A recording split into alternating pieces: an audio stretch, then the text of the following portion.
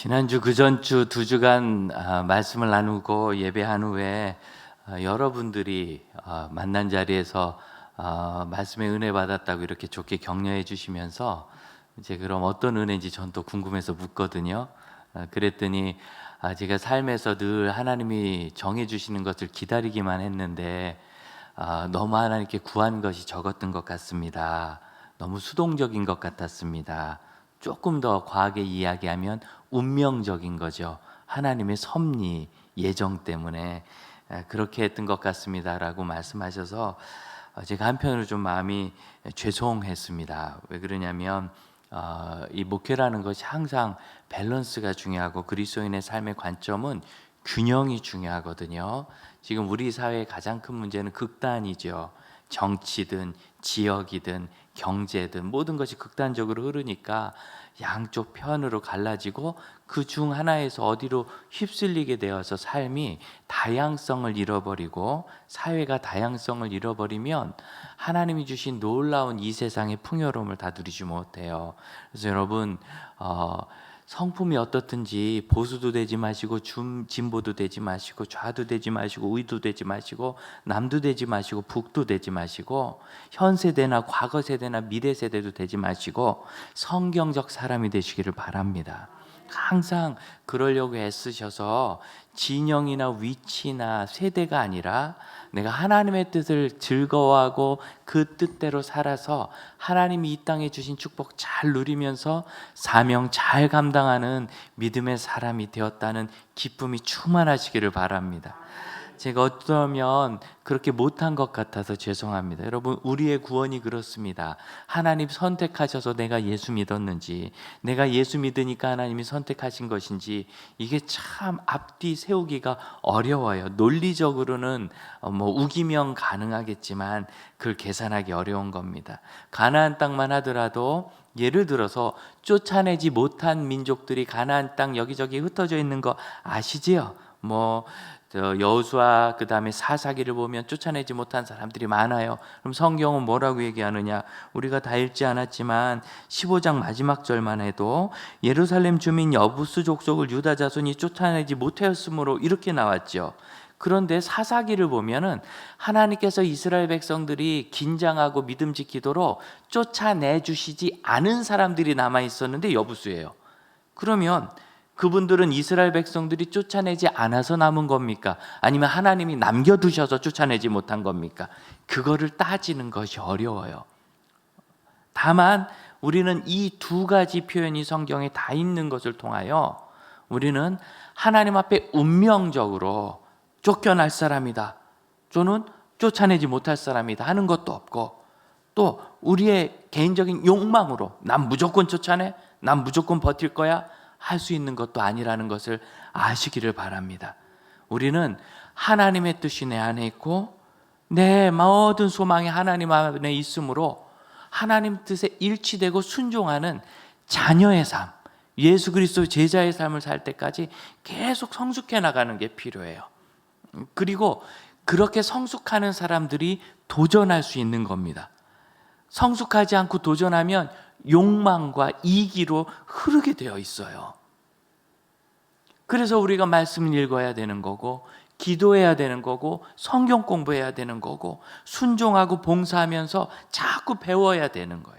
공부만 한다고 성장하지 못하는 것처럼 똑같이 전도도 하고 봉사도 하고 나누고 사랑하면서 계속 함께 성장하는 그런 공동체가 되고, 또 개인적으로 그런 성도 예수 제자가 되고, 그런 가정이 되어야 균형 있는 성경의 삶을 살 수가 있습니다. 여러분, 그 일은 너무 행복하고 복되다는 것을 잊지 마시길 바라요. 그래서 우리가 이미 살펴본 바와 같이 가나안 족속들은 다 쫓겨날 운명인 것 같지만 소망을 가지고 저는 살고 싶어요 한 기생 라합과 그 가족은 살았고, 우리는 이 지역에 있고 싶어요 한 기브온 사람들은 살았어요. 또 거꾸로 무슨 소리야? 무슨 여호와가 무슨 신이 무슨 이 땅을 준다 그래? 하고 싸우러 나왔던 가나안 민족들은 전부 절명했습니다. 전멸했습니다. 그것처럼 하나님의 뜻이 우리 안에 있으면 우리는 무엇이든지 소망을 가지고 길을 찾을 수 있다는 것. 라합의 가정은 예수님의 조상이 되었고, 유다 지파 가정 며느리가 돼서 예수님 조상이 된 거예요. 기브온 사람들은 성전에서 평생 섬기는, 대대로, 심지어 이스라엘 나라가 다 망하고 포로로 잡혀갔다 돌아온 후에도 성전에서 섬기는 일꾼이 되었다는 것을 우리가 성경에서 이미 살펴보지 않았습니까? 이렇게 하나님은 선한 소망을 가지고 주의 뜻을 이루기 위하여 추구하는 사람들에게 주시는 이시라는 것을 믿으시길 바랍니다. 오늘 우리가 읽은 성경도 보면 다 제비 뽑아 얻은 것 같지만 하나님의 사랑 갈렙이 뜻밖의 얘기를 하는 거예요. 누구든지 저 기럇세벨을 점령하면 내 딸 악사를 주겠다. 그래서 기럇세벨을 점령해서 악사를 얻고 그들이 갈렙이 보내는 대로 네겝으로 가요. 19절을 보면 아버지께서 나를 네겝 땅으로 보내시니, 잘 보세요. 제비 뽑았더니 네겝 땅이 나왔대요. 아버지께서 나를 네겝으로 보내시니, 이렇게 보낼 때 하나님의 뜻을 물었겠죠. 그게 제비고 그들이 네겝으로 가야 되겠다고 갔어요. 그럼 네겝은 어떤 곳인가? 이것을 알기 위해서 지금 이 여호수아 15장이 이야기하는 유다 지파에게 땅을 주셨다는 말이 무슨 뜻인지를 이해해야 합니다. 여러분, 보통 이스라엘 그 사람의 이름을 적을 때는 장자, 차자, 셋째 이를 순서로 적어요. 유다는 넷째입니다. 큰형으로 루벤이 있고 시므온, 레위가 위에 더 있어요. 넷째 아들인데 왜 넷째를 먼저 적었나? 넷째가 장자의 의미와 권리를 다 가져갔다는 걸 알 수 있어요. 그러면 어떤 분들은 유다가 이렇게 큰 은혜를 받은 것은 유다가 대단했기 때문이다, 이렇게 말씀하시는 분도 있는데, 성경이 보여주는 것은 그렇지 않습니다. 유다의 땅이 대단하긴 해요. 이 15장은 유다가 차지한 성읍을 20절 이하로 적는데 약 120개 정도가 됩니다. 제가 왜 120개 정도라 그러느냐면 세본 것과 숫자를 더한 것과 이런 게 조금 덜 맞아요. 그래서 성경 안에 더 기록되지 않은 것이 더 있고, 그 다음에 어떤 사본에는 한 10몇 개가 더 있는 사본도 있어요. 그래서 완전하진 않지만 어쨌든 그 지역으로 봤을 때 120개에서 130개 정도의 성읍을 유다 자손이 차지한 것이 틀림없습니다. 굉장히 많은 숫자고, 또 성읍의 명단이 거창해요. 그리고 다른 데는 그냥 쭉 적었는데 여기는 분류별로 해서 4개에서 5개 분류로, 그것도 다르기 나름이거든요. 이렇게 분류해서 적어요. 왜 이렇게 했을까? 유다가 가진 특별한 이유 때문이죠. 지도를 한번 보여주시겠습니까? 지도를. 이게 이제 우리가 2주 전에 보았던 여호수아 시대에 땅을 나누어 가진 그런 장면인데, 맨 아래쪽에 남색으로 되어 있는 것이 유다고, 유다 지파의 중앙에 시므온 지파가 섞여 살아요. 근데 저 지역이 이제 이스라엘의 남방인데 바로 오른쪽이 사해 끝단이죠. 그러니까 굉장히 더운 지역이라는 거예요. 남단이고 그렇게 살기 좋지 않습니다. 그래서 시므온은 역사 속에서 점점 유다에 섞여 들어가게 됩니다. 그래서 그냥 그 지역이 유다 땅이 돼요. 굉장히 넓죠. 위쪽 므낫세 땅이 넓은 것 같지만 저 동쪽에 있는 므낫세는 원래 하나님이 약속하셨던 가나안 땅이 아니었다가 이스라엘 백성들이 우리 여기 살고 싶어요, 그러니까 그럼 살아라 그래서 므낫세 지파의 절반과 루벤, 장자와 갓 지파가 거기서 살았어요. 그리고 왼쪽에 있는 므낫세 그 밑에 에브라임 므낫세가 요셉의 자손들이죠. 나중에 이스라엘이 솔로몬 왕 이후로 북왕국과 남왕국으로 갈라질 때 에브라임 므낫세 지파를 중심으로 한 요셉 자손들과 남쪽 유다와 유다 오른쪽 위에 핑크색으로 베냐민이 있죠. 유다와 베냐민을 중심으로 한 유다 지파 이스라엘로 나뉘어요. 그래서 남유다와 북이스라엘 이렇게 나뉠 때 그 땅의 핵심이 유다 땅입니다. 넓죠. 근데 왼쪽에 하얗게 정복하지 못한 지역이 있어요. 저희가 블레셋 지역입니다. 그래서 블레셋 사람들이 철기 문화를 이미 이루고 있었고, 철병거를 가지고 골리앗 이야기를 하듯이 아주 이스라엘 백성들을 끝까지 괴롭히고 그 땅을 차지해서 결국 저 블레셋은 나중에 남유가가 거의 망하고 이렇게 되기까지 다 살아남아요. 그래서 저 블레셋 지역까지 하나님이 주시긴 하셨는데 언제? 다윗 왕 때 저기를 다 정복합니다. 하지만 솔로몬 이후로 북왕국과 남왕국으로 갈라지면서 남유다의 영향력이 많이 축소되고 저 지역을 다시 블레셋에게 다 빼앗깁니다. 이건 네이버에다가 여러분 이렇게 이스라엘 12지파 이렇게 검색하면 그냥 막 나옵니다. 저도 그렇게 검색해서 가져왔어요. 여러 종류가 있는데 이 지도를 그리신 분이 그래도 제일 많이 애를 쓰셨는데 물감을 많이 쓰셨다, 뭐 이렇게 얘기할 수 있겠어요. 그리고 연구를 많이 하신 것 같아요. 이걸 한번 보시면 이렇게 지금 유다 지파가 있죠. 굉장히 넓지요. 그래서 15장 1절부터 12절까지는 저 경계를 오른쪽으로는 사해, 왼쪽으로는 지중해, 남쪽으로는 남방, 에돔 지역, 북쪽으로는 베냐민 단지파 아래까지 이렇게 딱 경계를 그어놓은 장면이 15장 1절부터 12절이에요. 자, 그런데 저 땅을 유다가 차지할 때 저렇게 큰 땅을 주신 이유는 뭔가? 이제 다시 말씀으로 돌아오면은요. 그래서 어떤 분은 유다가 참 좋은 리더십을 발휘했기 때문에 복을 받은 거다, 이렇게 이야기를 해요. 그거는 좀 과도한 해석이라고 생각합니다. 왜 그러냐면 유다 지파의 시작 자체가 은혜롭지가 않아요. 네. 아시다시피 유다는 방황하던 사람입니다. 창세기 37장 11번째 아들 동생 요셉을 애굽에 팔아버릴 때, 미디안 상인에게 팔 때 그 일을 앞장선 사람이 유다예요. 어떤 사람은 다 죽이려고 했는데 유다가 살려주려고 팔았다 그러는데 아니에요. 루벤이 만리오에서 살려놨고 나중에 이제 형제들 화가 풀리면 동생한테 더 빨리 앞으로 안 그러겠다 그래, 이렇게 타흘리지 않겠어? 큰형이니까. 나이 차이가 보통 나는 큰형입니까? 10번째 위로 형인데. 그러니까 이 루벤이 그렇게 해서 이제 돌려보내야지 싶었는데 이 루벤이 잠깐 자리를 비운 사이에 유다가 앞장서서 싹 팔아버린 거예요. 그래서 유다가 동생을 팔았던 그 마음의 가책이 있었던 것 같아요. 그래가지고 창세기 38장 보면은 자기 형제들과 지내지 못하고 이방 지역으로 가가지고 가나안 사람들과 어울려 살다가 거기서 가나안 여자 수아랑 결혼을 해가지고 아들을 셋이나 낳고 큰아들 며느리도 가나안 여자 중에 얻습니다. 그 며느리가 다말인데 이게 이렇게 저렇게 꼬이면서 너무나 부끄럽게, 제가 참 설교하면서도 이런 얘기하기는 너무 힘든데 이 며느리와 본의 아니게 통간을 하게 돼가지고 아들을 베레스와 세레를 낳았잖아요.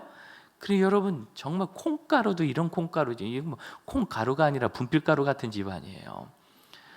이 모든 일은 어디서 생겼는가?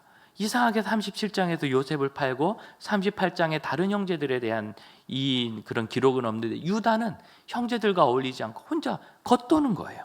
아마 그런 문제의식이 그 안에 있었기 때문일 거예요. 그러면 지금이라도 가서 회개하고 길을 찾아야지. 그걸 되돌리질 않고 멍하니 있다가 언제 나중에 이 가나안 땅에 가뭄이 들어서 그들이 애굽으로 곡식을 사러 갔을 때 한 번 사러 가고 그래서 시므온 잡히고 두 번째 또 가서 사와라 아버지가 그랬더니 야곱에게 아버지 거기 시므온 우리 형제가 잡혀 있고 그 다음에 그 애굽의 총리가 너희 막내 동생 베냐민을 데려오지 않으면 내 얼굴 보지도 못할 줄 알아라. 그래서 우리 못 갑니다. 베냐민을 보내주면 우리가 벌써 몇 번을 갔다 왔을 텐데 그 베냐민 죽을까 봐 그렇습니까? 그럼 내 아들 담보로 잡으시고 베냐민을 내가 못 구해오면 내 아들을 죽이세요. 여러분 이게 막말이에요. 베냐민도 손자고 유다의 아들도 손자 아니에요, 야곱에겐. 이런 막말을 해요. 아직도 이 성격을 못 고친 거죠.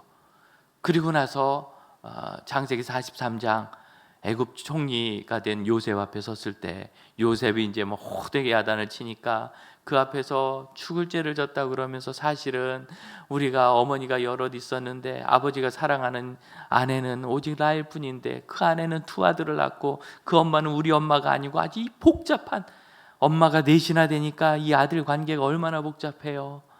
아마 요셉이 그 얘기 들으면서 가슴이 철렁했을 거예요. 우리 형들이 우리 어머니만 사랑했던 아버지 때문에 얼마나 소외감을 느꼈을지, 그가 그 고생을 정말 죽을 고생을 했기 때문에 마음에 와닿지 않겠습니까? 그런 가운데서 요셉이 울음이 터지고 유다 온 가족들이 화해하고, 애초에 그럴 생각이었겠지만 그렇게 하면서 회복이 된, 그렇기 때문에 유다가 뭐 특별히 잘했다기보다는 루벤이 하나님 앞에 죄를 지었고 큰 죄를 지었고 그 다음에 시므온과 레위 둘째 셋째도 잔인한 죄를 지어서 경건하지 않아서 넷째에게 흘러갈 때 유다가 참 리더십의 모습을 보인 건 맞아요. 그래서 장자권이 흘러갔는데 그렇다고 해서 유다가 이 땅을 차지할 만큼 그렇게 잘했다 여러분 얘기할 수 있겠어요? 정말 주었다면 요셉에게 주어야지요. 그렇죠? 그러니까 이것은 하나님께서 특별한 섭리를 가지고 유다를 불러주신 거예요. 그래서 유다 집안은 메시아가 그 집안에 나도록 그렇게 창세기 49장 야곱이 그렇게 기도를 해줄 때, 예언을 해줄 때 이걸 자꾸 야곱의 축복 그러는데 야곱의 축복 아닙니다. 성경에 있는 말 나바르는 그냥 말했다는 뜻이에요. 말했다. 야곱이 얘기를 해준 거예요. 축복을 특별히 한 게 아니라 시몬과 레위는 축복 하나도 못 받았어요. 저주받았지.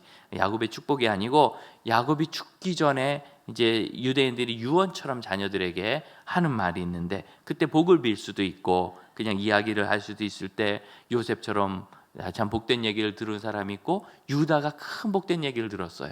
내 형제들의 찬송이 될 것이다. 너는 움킨 사자처럼 강인할 것이며 내 후손 중에 메시아가 나타나실 것이다. 실로가 오시기까지 이 표현이거든요. 이 실로가 뭔지 아주 애매해요. 그래서 지금도 이스라엘의 실로 지역에 가면 거기에다가 회당을 지어놓고 그 앞에다 실로가 오시기까지 이걸 적어놓고 우리는 이곳에 메시아가 오신다고 믿는다 하고 이미 오셨는데 아직도 기다리고 있어요.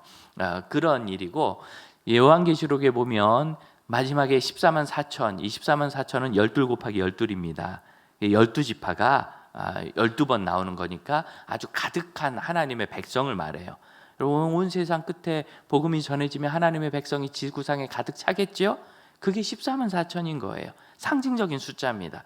그 12지파를 얘기할 때 유다가 첫 번째라 르우벤이 나오는 게 아니라 그래서 메시아가 태어나는 복된 그런 민족으로 유다가 나오고 그 유다에게 성읍들을 하나님께서 주신 것입니다. 어떤 성읍들을 주셨는가? 네 종류가 있다 그랬어요. 20장 20절입니다. 20절 받고 21절을 보면 첫 번째는 유다 자손 지파의 남쪽 끝 에돔 경계에 나오죠. 국경이란 뜻입니다. 아까 보았던 지도의 맨 아래쪽. 그래서 에돔 더 나아가면 애굽으로부터 아프리카 쪽으로부터의 모든 공격을 막아야 되는 그러한 저지선 국경 지역을 유다가 막았어요. 그럼 그 위로는 상당히 안전한 겁니다. 거기를 맡았고 33절 평지가 있답니다. 평지는 중간 평지와 낮은 평지가 있어요. 이스라엘 땅은 왼쪽으로 서쪽으로 가면은 낮고 동쪽으로 오른쪽으로 가면은 높은데 낮은 지역은 글쎄 해안 평화 지역은 가보니까 해발 고도가 한 40m 정도 되더라고요. 우리 장지동 우리 교회를 어제 제가 고도를 측정해 보니까 요새 스마트폰으로 거의 정확하게 되거든요. 한 해발 30m쯤 돼요. 그러니까 우리와 그쪽 이스라엘 해안 평야 지역, 우리도 해안 지역과 높이가 해발 바다 높이로 비슷하다. 하지만 실질적인 평야가 많은 해안 평야 지대는 높이가 한 200m쯤 됩니다. 그리고 그거보다 좀 더 높은 400m의 평지가 있습니다. 쉐펠라라고 하는 200m의 이 좋은 평야는 너무 좋은 평야인데 블레셋이 차지했어요. 그럼 그 다음 평야 400m가 그 정도 평야인데 여기는 블레셋이 자꾸 공격을 해오고 이민족들도 공격을 해와요. 그래서 살기는 어려워요. 농사는 거기서 지었어요. 그럼 사는 건 어디에서 사는가? 더 동쪽으로 가서 유대 산지에서 살았습니다. 그게 48절입니다. 산지는 하고 산지의 목록이 나오죠. 그럼 산지에서 더 동쪽으로 가면 어떻게 되는가? 이 산지는 높이가 해발고도 800m에서 1100m 사이고 주로 사람들은 700m, 800m쯤 되는 곳에 모여 살았습니다. 그러니까 저기 밑에 쉐펠레 지역에서 농사를 짓다가도 위태하다 그러면 이 고향으로 돌아오는 거예요. 산지로. 거기 바로 유다 산지고 그리고 이제 더 동쪽으로 가면 유다 광야가 나옵니다. 61절입니다. 광야에는 이렇게 나오죠. 자 보세요. 유다에게 하나님께서 이 땅을 주셨을 때는 그 땅이 메시아가 나올 지파기 때문에 거기서 살도록 북이스라엘과 남유다가 갈라졌을 때 북이스라엘은 계속 우상 숭배로 나오지만 남유다는 어쨌든 신앙을 지켜가는 왕들이 중간중간에 나와서 끝까지 신앙을 지켜가거든요. 결국 그 신앙 지킨 일이 성공을 해가지고 바벨론으로 포로 잡혀갔을 때도 다니엘처럼 신앙을 잃지 않은 사람이 있고 하나님께서 회복시켜서 들어왔을 때 그들이 예루살렘을 재건하고 성전을 다시 짓고 언제 예수님 오실 때까지 거기서 버티고 믿음으로 살아요. 그러니까 이 유다 자손의 신앙은 아주 성공적이라 할 수는 없지만 끝까지 갔다는 의미에서는 실패하지 않은 신앙이에요. 그렇게 신앙을 지키고 예수를 기다려야 되는 메시아를 기다려야 되는 지파에게 주신 땅은 다 좋은 것 같지만 위험한 국경도 있고요. 살기 좋은 평야가 있지만 이건 자꾸 전쟁 당하고 침입 당하고 그 다음에 그래도 살만한 데는 안전하게 살 곳은 산지예요. 그럼 산지는 얼마나 또 어렵겠어요. 그리고 일부는 광야입니다. 광야는 누가 살았는가? 광야는 경건하게 자기 자신을 하나님 앞에 드리고 경건하게 메시아를 기다리는 사람들이 살았어요. 예수님 당시에 그들을 SNS라고 했습니다. SN파라고 들어본 적이 있을 거예요. SN파의 대표적인 사람이 세례 요한입니다. 세례 요한은 빈들에 있었죠. 광야거든요. 유대 광야. 거기서 왜 있었을까? 세례 요한의 아버지 엘리사벳 사가랴는 나이가 많아가지고 세례 요한을 낳았어요. 끝까지 못 키웠을 거예요. 그렇죠? 그럼 그 아이를 누가 키웠을까? SN파 사람들은 주로 제사장 계열들이 많았는데 경건하게 예수님을 기다리는 사람들이 바리새인도 그렇고 또 이스라엘 민족 중에 그런 소망이 있는 사람들이 광야에서 이렇게 금욕 생활을 하고 살 때 결혼을 안 했기 때문에 후손들을 입양을 했어요. 그래서 세례 요한은 아마 입양 가서 에센 사람들의 지도를 받았을 게 거의 틀림없고 그분들은 손발 씻고 목욕하는 게 중요했거든요. 매일매일 목욕을 했어요. 그래서 세례 요한이 요단강에서 세례를 베푼 것은 에센 사람들이 목욕한 그 정결 예식이었을 것이 거의 틀림없습니다. 그것이 확대된 걸 거예요. 이렇게 해서 네 종류 복잡한 것이 있어요. 이쯤에서 여러분이 좋을 것 같아서 제가 사진을 준비했습니다. 한번 사진을 올려주시겠어요? 이게 남쪽 지역입니다. 네겝이라고 하죠. 네겝 지역에 있는 사진입니다. 저는 못 갖고 그냥 인터넷에서 얻었는데 딱 봐도 사람 살기 어렵겠죠. 1년에 강수량이 한 50mm 정도 되는 곳. 그래서 50mm가 얼만큼이냐? 우리나라가 보통 1년에 한 1300mm 오거든요. 그 20분의 1 정도밖에 안 되는 아주 강수량이 작은 그런 곳입니다. 사람 살기 어렵지만 그래도 또 삽니다. 그 다음을 보여주시겠어요? 이 네겝이 남쪽 경계이기 때문에 아까 그 네겝에서 바로 유다 지파 산지로 올라오긴 어려워요. 평야 쪽으로 올라오면 블레셋 사람이 있을 거고, 그래서 유다 사람들이 사는 산지는 이제 자기가 사는 곳이니까 방어해야 되겠죠. 방어하는 요새가 아마 이 지역 아라드에 있었던 것 같아요. 그래서 사람 살기는 어렵지만 그 다음 보여주시겠어요? 아라드엔 샘물이 있습니다. 여러분, 악사와 온니엘이 가면서 뭘 구했죠? 샘을 구했죠. 그 샘이 막 뭐 대단한 샘이 아니라 물 이렇게 가둬놓는 곳이에요. 저 밑에는 안반으로 되어 있기 때문에 물이 흘러내려가지 않아요. 그렇게 비가 1년에 50mm 오더라도 아까처럼 계곡이기 때문에 물이 다 모여서 흘러가니까 큰 물이 흘러갑니다. 흘러가는 물을 여기다 잘 가둬놓으면 이제 건기 내내 쓸 수 있는 그런 곳입니다. 그래서 이 샘이 있으면 살 수 있어요. 여러분, 네겝에서도 그런 샘이 있으면 사는 거예요. 그 다음 볼까요? 이제 이것이 평야입니다. 평지했던 33절에 있는 평야. 여기는 저지대. 여기는 그 다윗과 골리앗이 붙었던 엘라 골짜기, 조금 높은 400m 정도의 쉐펠라 지역인 것 같아요. 그 다음 사진 보여주시겠어요? 여기는 더 낮은 해발고도 200m 정도의 그냥 해안 평야입니다. 살기 좋겠죠. 여기는 블레셋이 살았고, 블레셋이 여기 살다가 이스라엘에게 쳐들어오면 아까 보았던 그 쉐펠라 골짜기에서 붙는 거예요. 싸움을 하는. 그러니까 전쟁터니까 농사는 지어도 살기는 어려운, 잠깐씩 농사 짓고 본부는 저기 산지에다 놔야 돼요. 산지는 어딘가? 그 다음 보여주세요. 여기가 유대 산지입니다. 높이가 여기는 해발고도 800m쯤 되는 베들레헴 지역입니다. 유대 산지로 제일 유명한 곳이 베들레헴이고, 그 다음에 우리가 계속 얘기한 헤브론이에요. 사람이 살지 않은 들판은 저렇게 생겼습니다. 골짜기가 푹 빠였지요. 1년에 150mm 정도 비가 오면 저기로 물이 모여서 흘러서 저걸 와디라고 해요. 저렇게 흘러가면 골짜기가 푹 패이고 풀이 잘 자랍니다. 저기서 살 수 있는 거. 그 다음 이렇게 양을 키웁니다. 이 사람이 한 40마리 정도 양을 키우는데 이 정도면 꽤 잘 사는 사람이래요. 적은 사람은 67마리.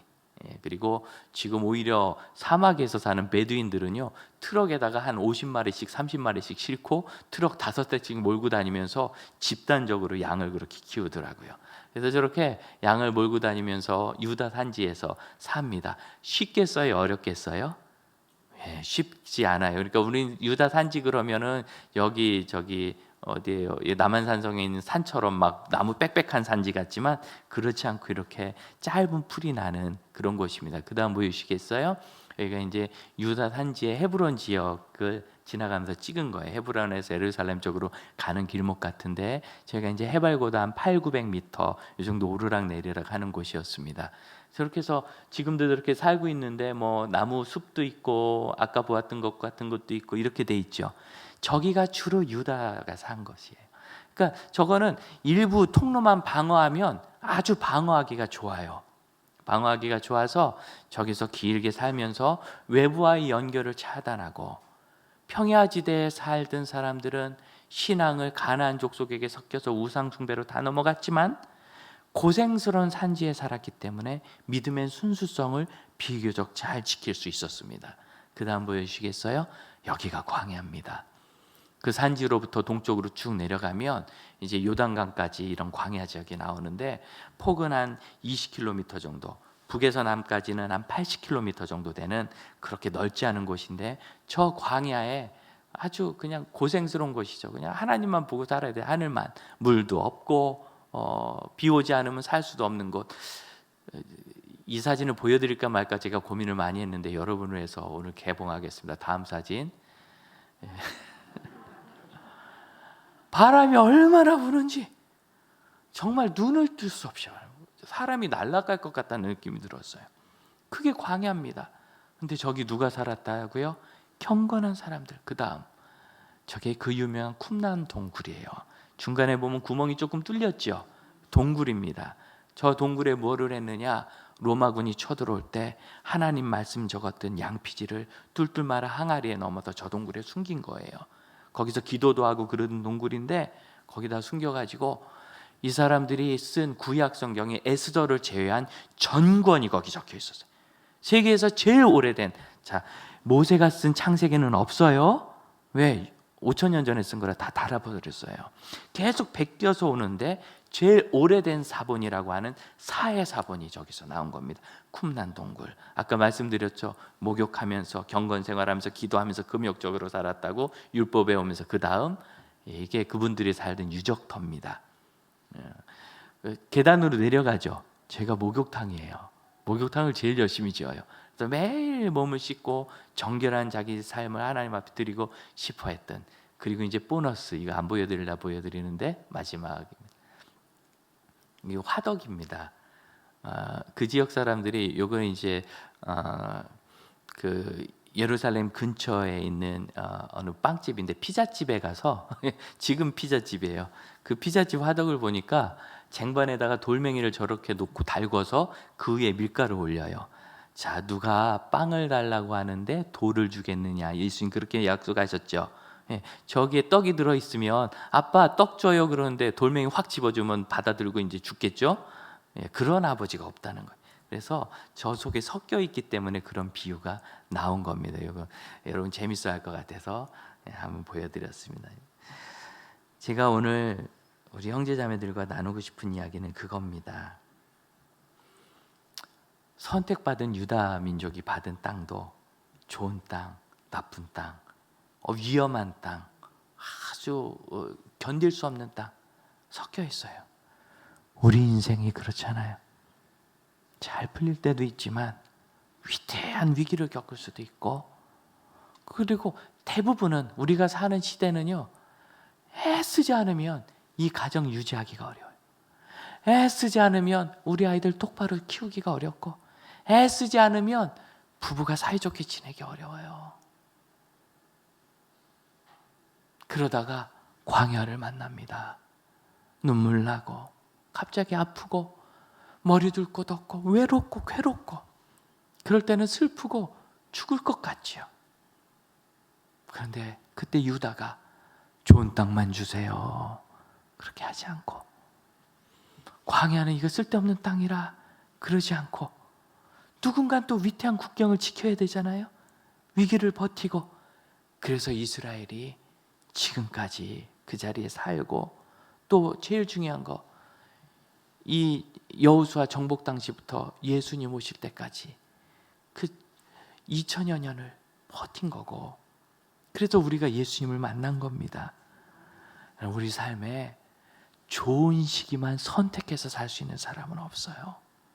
그럼 어떻게 하면 되는가?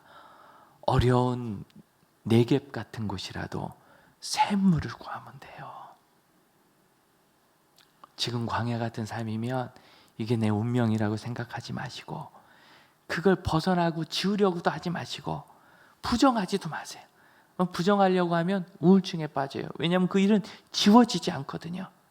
그때 우리는 겸손하게 하나님 앞에 구하면서, 주여 샘을 주소서, 저에게 이 광야를 주시니 이 광야 기간에도 살 수 있도록 샘을 주소서, 피를 주소서, 우기를 주소서 구해야 되는 것이고, 내가 지금 위험한 시간을 보내고 있다면 하나님, 제가 이 시기를 잘 이겨서 우리 가정을 지켜내고 교회를 지켜내는 그런 용감한 온니엘 같은 사람이 되게 하옵소서 구해야 되는 거예요. 우리 삶엔 이런저런 불편한 것이 섞여 있지만 그것을 골라갖지 않아도 각각의 의미를 가지고 때가 되었을 때 가장 아름다운 것을 모아서 하나님께 드릴 수 있어요.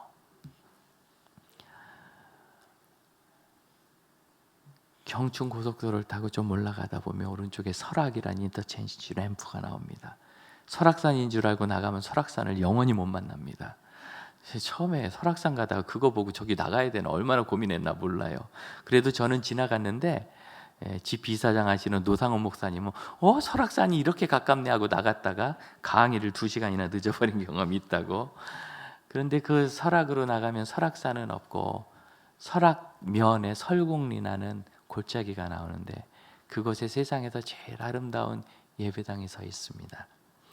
나무로 지은 예배당인데, 나무로 집을 지으면 나무를 잘라서 통나무를 포개로 쌓잖아요. 그리고 지붕을 또 나무로 이렇게 엮어서 지붕을 막죠. 결국 나무를 눕혀요. 그런데 이 건축가가 나무를 눕히면 죽은 나무니까 산 나무를 세우고 싶다고 해서 나무를 다 세웠어요. 세워서 기둥을 만들고 위에는 철골 골조를 해가지고 거기다 나무를 다 달아냈어요. 이렇게 서 있도록.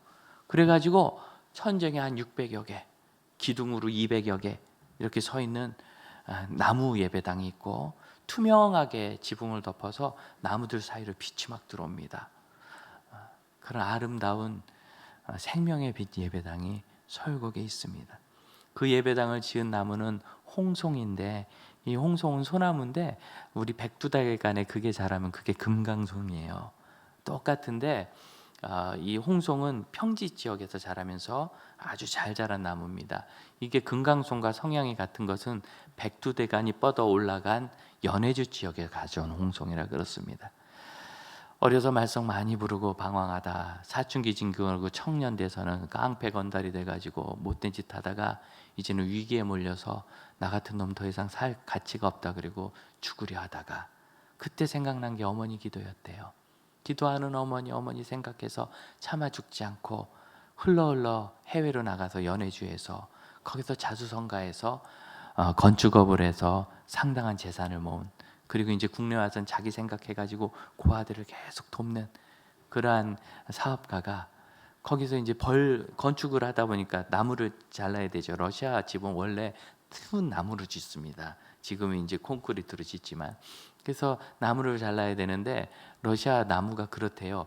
여기부터 여기까지 그렇게 반대요. 이 땅부터 이 땅까지. 그럼 그 땅에 있는 나무 채굴권을 사가지고 쭉 잘라서 좋은 나무가 많이 나오면 돈을 많이 벌고 좋은 나무가 안 나오면 손해가 보는 그런 구조인데, 그렇게 쭉 자르다가 홍송이 나올 때마다, 이게 정말 말 그대로 이 금강송이거든요. 좋은 나무가 나올 때마다 그걸 잘라서 모았습니다. 그러니까 이게 몇 개 나올지 모르는 거예요. 10개도 나오고 100개도 나오고 3개도 나오고 안 나올 수도 있고.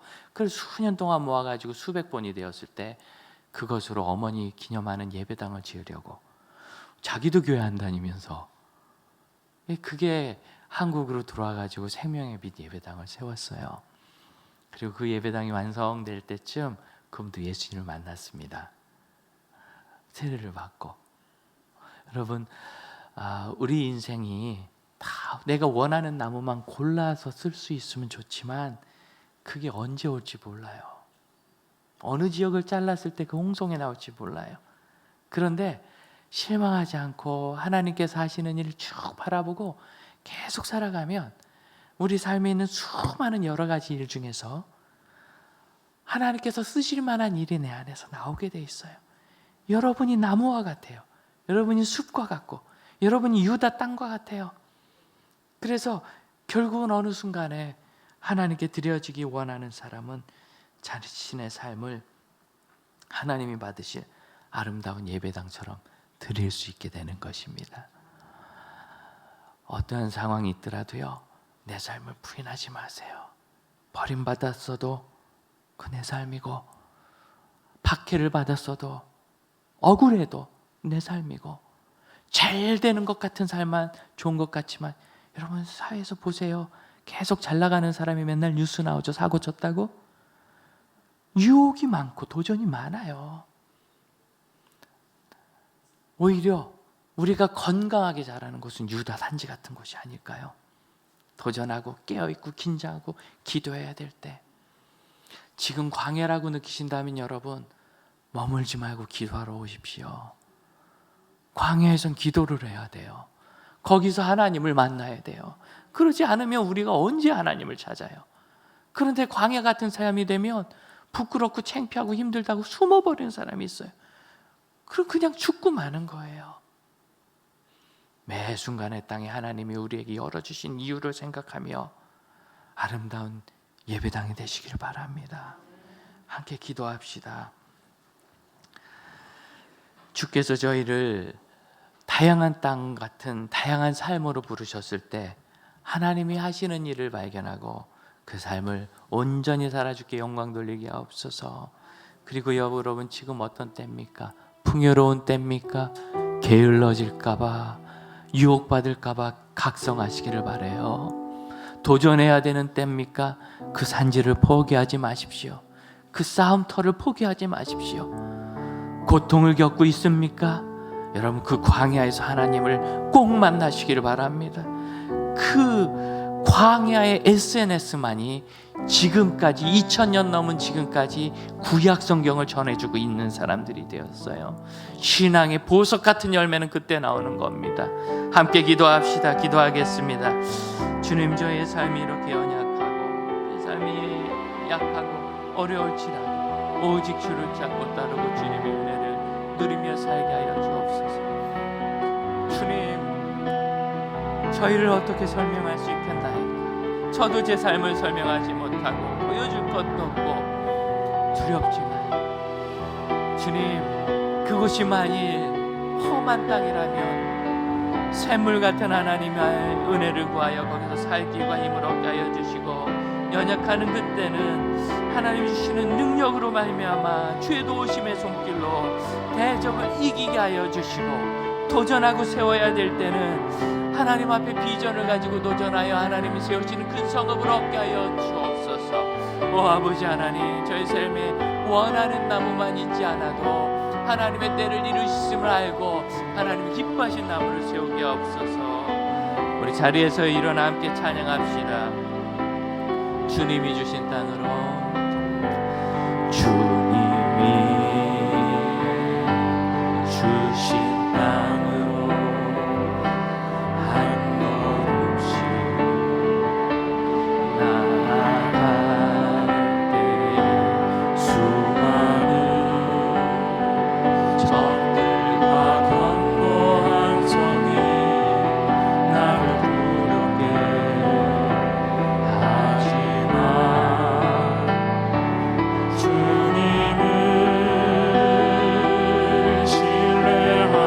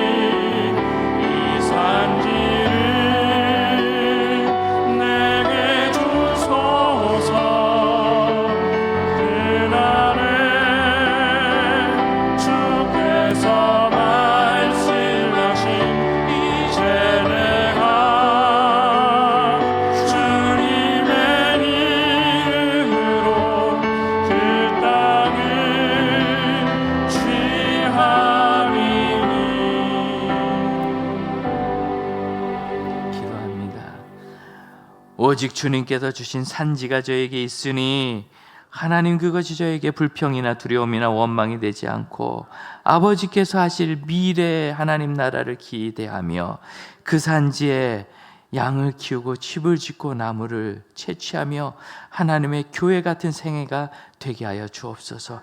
싸워야 될 때 물러서지 말게 하여 주시고 겸손할 때 하늘을 구하는 광야에 영성이 있게 하여 주시며 무엇보다도 풍요로울 때 나누고 흘러가게 하여 쌓아두어 썩어버리는 생애가 되지 말게 하시며 언제든지 하나님 나라의 아름다운 예배당 같은 주님 기뻐하시는 제자의 삶을 이루게 하여 주시고 그런 가정과 교회 세우게 하옵소서.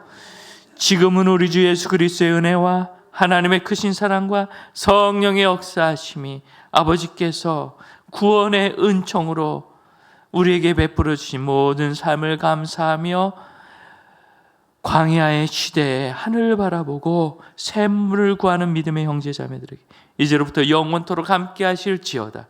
아멘. 아버지